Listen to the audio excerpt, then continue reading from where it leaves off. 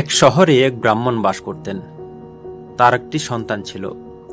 বিদ্যা শিক্ষার জন্য তাকে গুরুকুলে পাঠানো হলো।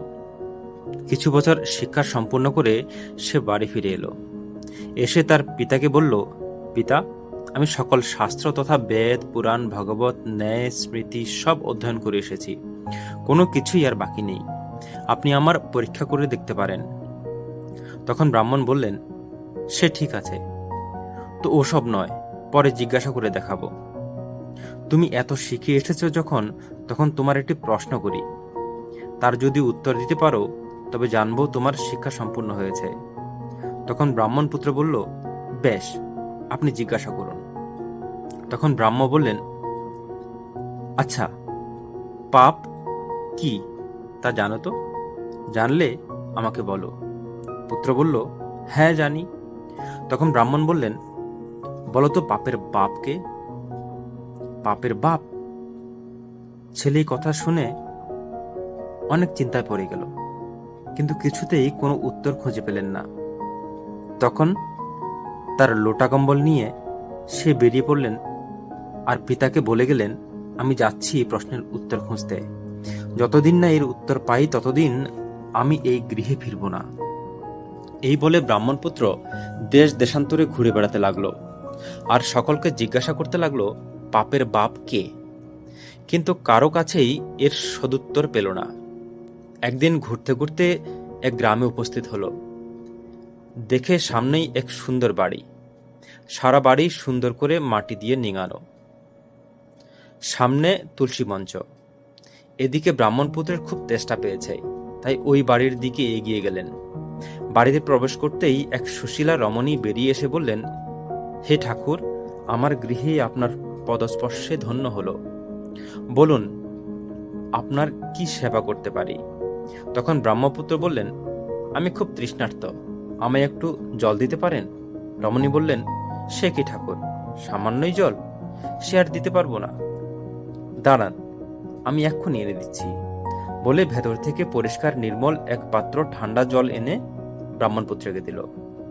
পরম তৃপ্তিতে সে জল পান করে পাত্রটি ওই রমণীর হাতে দিয়ে ব্রাহ্মণপুত্র জিজ্ঞাসা করলেন, আচ্ছা, এই গৃহের মালিককে?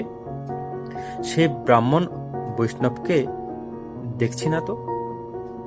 কারণ ব্রাহ্মণপুত্র ভেবেছে যে বাড়িতে তুলসী মঞ্চ আছে সে বাড়ি নিশ্চয়ই কোনো বৈষ্ণবের বাড়ি। যাই হোক, ব্রাহ্মণপুত্র এর প্রশ্নের উত্তর ওই রমণী বললেন, ঠাকুর, এ কোনো ব্রাহ্মণের গৃহ নয়, এ হলো বেশ্যার গৃহ। আমি এই গৃহের মালিক। এই কথা শুনে ব্রাহ্মণপুত্র 3 লাফ খেয়ে উঠে বলল, ছি ছি ছি, রাম রাম রাম, হায় রাম, এ কি করলাম আমি? পাপের বাপ খুঁজতে এসে নিজেই পাপ করে বসলাম। বেশ্যার হাতে জল খেয়ে আমি এ কি পাপ করলাম? হায় ভগবান, আমায় এখন গঙ্গা স্নান ও প্রায়শ্চিত্ত করতে হবে।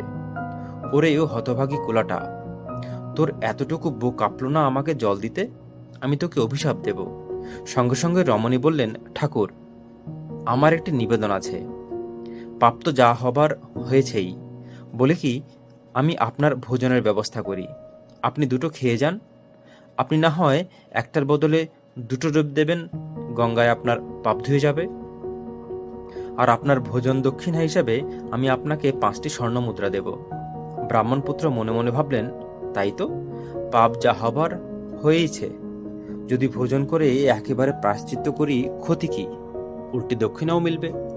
তখন ব্রাহ্মণপুত্র বললেন, ঠিক আছে, চাল ডাল ইত্যাদি এনে দাও, আমি সপাকে ভোজন করব।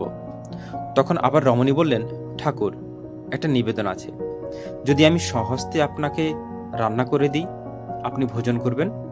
আমি না হয় 20টি স্বর্ণমুদ্রা আপনাকে দেব দক্ষিণাস্বরূপ, আপনি না হয় গঙ্গায় 3টে ডুব দিয়ে প্রায়শ্চিত্ত করে নেবেন। ব্রাহ্মণপুত্র অনেক ভেবে সম্মত হলেন। তখন ওই রমণী কিছুক্ষণ পর ভোজন প্রস্তুত করে ব্রাহ্মণপুত্রের সামনে রাখলেন।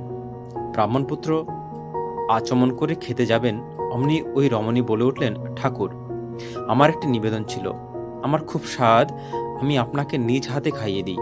অবশ্য এর জন্য আপনাকে 50 স্বর্ণমুদ্র আমি দক্ষিণাস্বরূপ দেব, আর আপনি একেবারে গঙ্গায় গিয়ে 5 ডুব লাগাবেন, আর আপনার সব পাপ ধুয়ে যাবে। তখন ব্রাহ্মণপুত্র চিন্তা করে রাজি হলেন।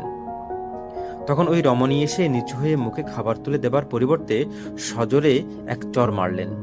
তখন ব্রাহ্মণপুত্র ক্রোধে আসন ছেড়ে উঠে বললেন, কুলোটা, তোর এত সাহস, তুই আমার গালে চর মারিস? তোর সমূহ সর্বনাশ হবে। তখন ওই রমণী বললেন, ঠাকুর, তুমি যে আমার হাতে খেতে চাইলে, এক কুলোটার হাতে খেতে চাইলে কেন বলতে পারো? ব্রাহ্মণপুত্র বললেন, তোমার ভক্তিভাবে আমি রাজি হয়েছিলাম। রমণী বললেন, ভুল। তুমি নিজেকে নিজে প্রশ্ন করে দেখো। কোনো ভাব, প্রেম নয়, তুমি স্বর্ণ মুদ্রার লোভে রাজি হয়েছ। শোনো ঠাকুর, তুমি দেশ দেশান্তরে ঘুরে বেড়াচ্ছিলে, পাপের বাপ কে জানতে। শোনো, পাপের বাপ হলো লোভ। পৃথিবীতে যত পাপ সংগঠিত হয় সব লোভের দ্বারাই পরিচালিত হয়। তুমি ব্রাহ্মণ পুত্র, তবু তোমার লোভ তোমাকে পাপের পথে টেনে নিয়ে যাচ্ছে। লোভকে জয় করো, তাহলে পাপও দূরীভূত হবে।